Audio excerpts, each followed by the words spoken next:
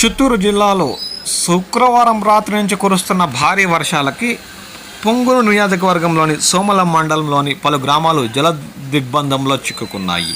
దీంతో ప్రజలకి ఏమీ దిక్కుతోచని పరిస్థితి ఆపరించింది. పొంగూరు నియోజకవర్గం సోమల మండలం ఆవులపల్లి పంచాయతీ, పెద్దవరపల్లి పంచాయతీల్లోని పలు గ్రామాలు రాత్రి కురిసిన భారీ వర్షానికి జల దిగ్బంధంలో మునిగాయి. 10 గ్రామాలకి రాకపోకలు పూర్తిగా స్తంభించిపోయాయి. ఉధృతంగా ప్రవహిస్తున్న వాగులు వంకలతో సీతమ్మ చెరువు ఘటన శనివారం ఉదయం 9 గంటలకు వెలుగులోకి వచ్చింది. ఘటనా స్థలానికి అధికారులు ఉదయాన్నే చేరుకొని పలు రక్షణ చర్యలు చేపట్టారు.